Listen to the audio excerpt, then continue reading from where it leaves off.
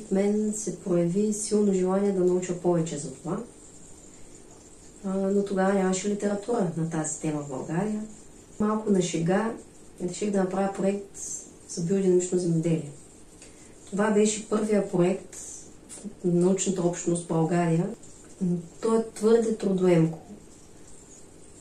Биодинамичните препарати, които са за пръскане, се динамизират 1 час.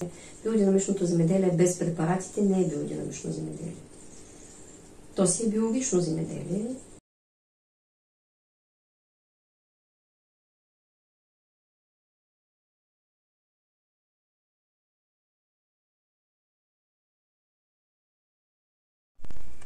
Здравейте и добре дошли в канала ми. Аз съм Лия Мило, а вие гледате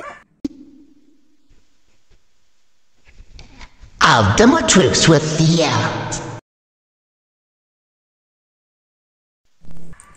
Днес ще гостуваме на доцент доктор Василина Манева. Тя се занимава с биодинамично земеделие от 2012 година. Тя е ръководител на първите научни проекти по биодинамично земеделие в България.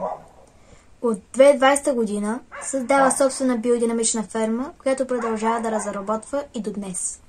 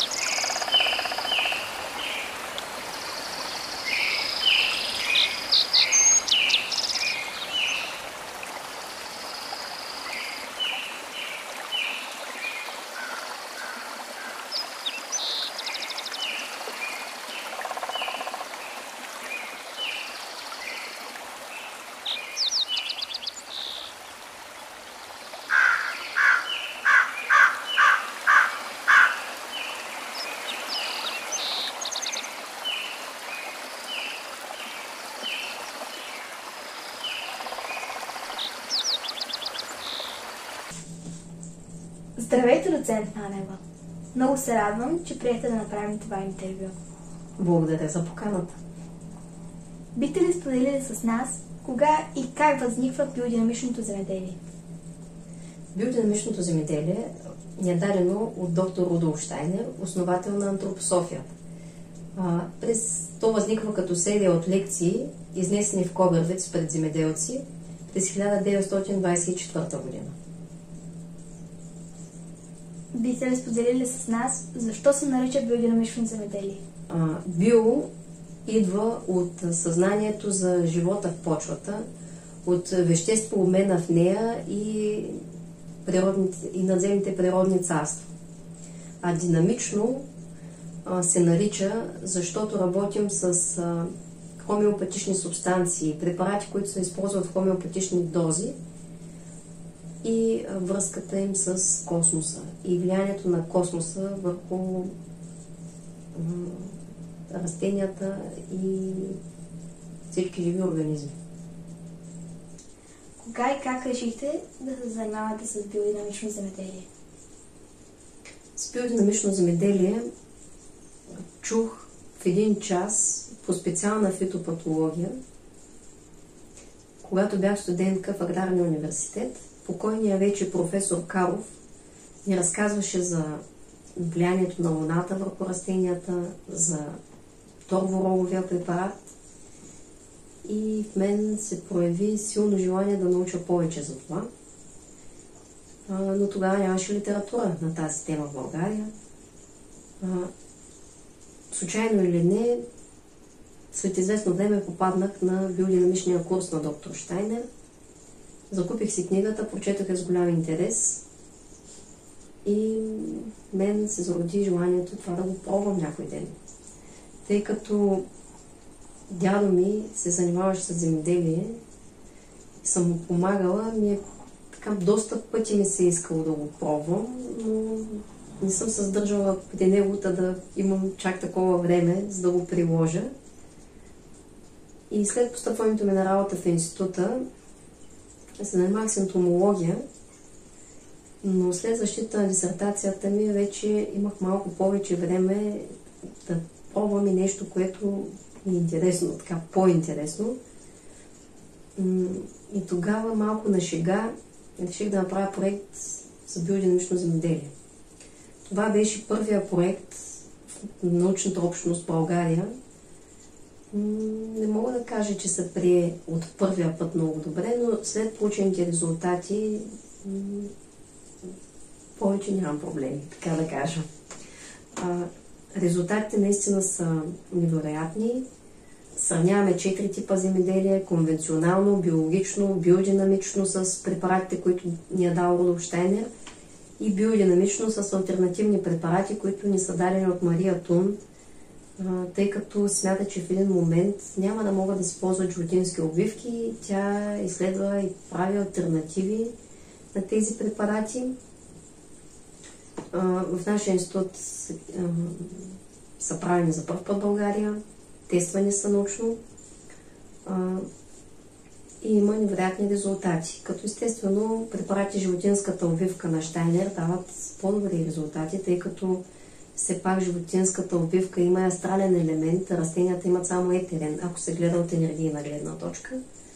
Иначе и двата вида препарати засилват микробиологичната активност, но тези на Щайнер са по-добри. Но препаратите на Мария Тун, сравнени с чисто биологично земеделие, дават по-добър ефект. Тоест добива и устойчивост на неблагоприятни условия при земеделие, в което се използват препарати на Мария Тун, е по-добър, отколкото културите, отглеждани в чисто биологично земеделие. При неблагоприятни условия биодинамичното земеделие винаги дава най-високи добиви. Докато при благоприятни години биодинамичното е с близки добиви до конвенционалното. Конвенционалното може да има малко по-висок добив, но биодинамичното почти го гони. Но качеството на биодинамичната продукция е много по-добро. И не само като физически измерими стойности, а като енергия. Тоест, енергийно, като жизнена енергия, продуктите, получени от биодинамично земеделие, са с много по-висока стойност. Тоест, те зареждат, освен физическото, и останалите ни енергийни тела. Оттам следва да сме по-здрави, по-жизнени и по-щастливи. Бихте ли споделили с нас какво представлява всъщност биодинамичното земеделие? Биодинамичното земеделие е надграждане на биологичното земеделие. Само че много по-висше, там, освен физични закони, работят и духовни. Затова то се води, че е основано на научно-духовни принципи. Там правилата не са само за материалния свят. Там трябва да следваме и космичните ритми, и ритмите на Земята, и влиянието на препаратите, което оказват върху почвата, растенията и живота въобще. Биодинамичното земеделие, при него се използват биодинамични препарати първо, които могат да бъдат такива за пръскане.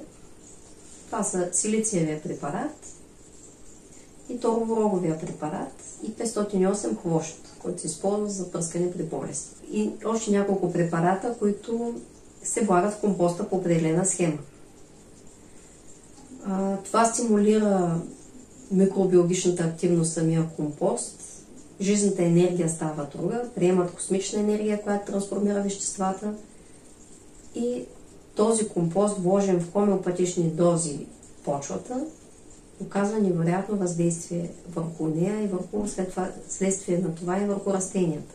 Те стават по-жизнени, по-здрави, по-вкусни, с по-висока жизненост и по-устойчиви на неблагоприятните влияния.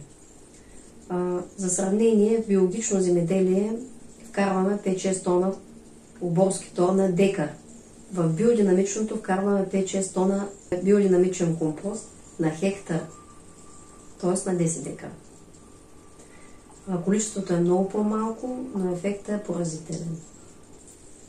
Последните години нараства ли интереса към биодинамичното земеделие? Последните години, да, може да се каже, че нараства интереса към биодинамичното земеделие, но само от древни стопани. То е твърде трудоемко, тъй като се приготвят 7 биодинамични препарата. Нали, човек трябва да все пак малко да се задълбочи в астрономията, за да може, нали, дори да не се задълбочи, поне трябва да ползва календар на космичните констелации, нали, примерно посевни дни, от покойната Мария Тун, който продължава да се издава внуците. Биодинамичните препарати, които са за пръскане, се динамизират 1 час, т.е. бъркат се до завихляне в двете посоки в продължение на 1 час без прекъсване, което доста хора биха искали да прескочат. Така че не мога да кажа колко правят истинско биодинамично земеделие в България, но все пак има желание. Говоря за чисто биодинамично. Има хора, които ползват само някои от препаратите, има и хора, които ползват само календара и си мислят, че правят биодинамично земеделие. Биодинамичното земеделие без препаратите не е биодинамично земеделие. То си е биологично земеделие, само че с използване, нали, с подпомагане от космичните ритми, които така и така въздействат по някакъв начин на всички нас. Така че не мога да отговоря, интереса се е засилил, но колко хора го правят в България е спорен въпрос. Говоря за чисто биодинамично земеделие. Тъй като сега е периода за правене на препарати, мога да ти покажа как се прави един от биодинамичните препарати, Е500 или торвороговия препарат. Той се прави много лесно и надявам се, може да ти е забавно. Ще се радвам да видя. Да тръгваме! Е500 е торвороговия препарат. Рога от раждала крава се пълнят с оборски тор. Оборския тор да е от свободно пасящи крави.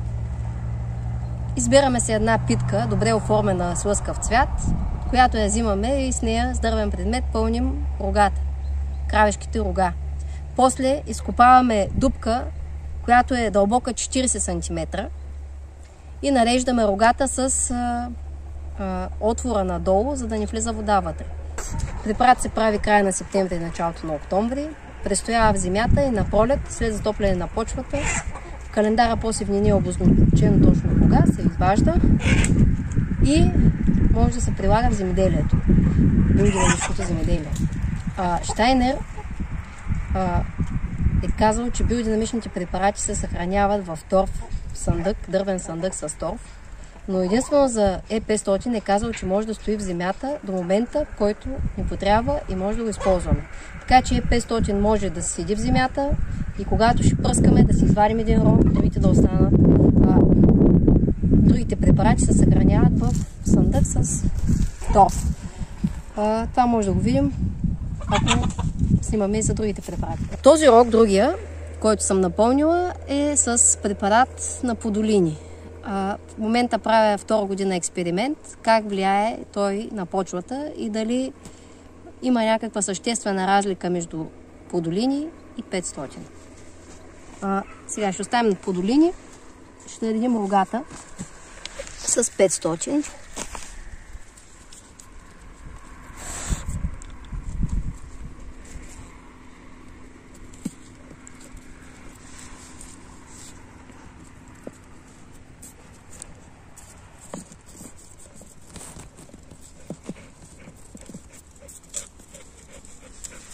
След което заравяме.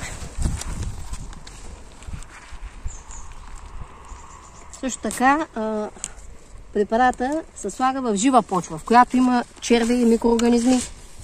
В мъртва почва не се получава. Същественото нещо, което забравих, е, че се слагат колчета в 4-те края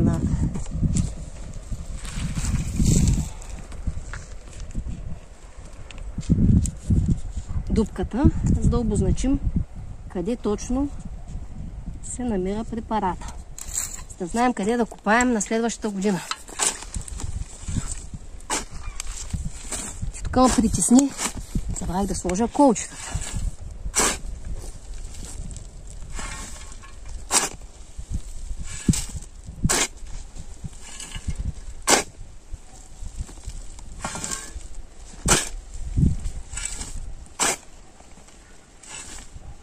И подържай по мириса рога с пресно оборски тор. Това е сега изваден Е500. Искаш ли да го помиришеш и да видиш на какво ти мирише той? С удоволствие.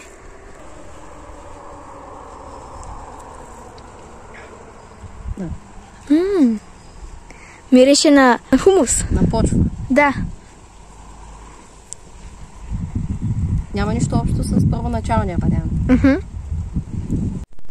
Ако ви е харесало епизода, поставете лайк на видеото и се абонирайте за канала с камбанката, за да не пропускате новите видеа. А сега, чао и до нови срещи! Камера, екшън.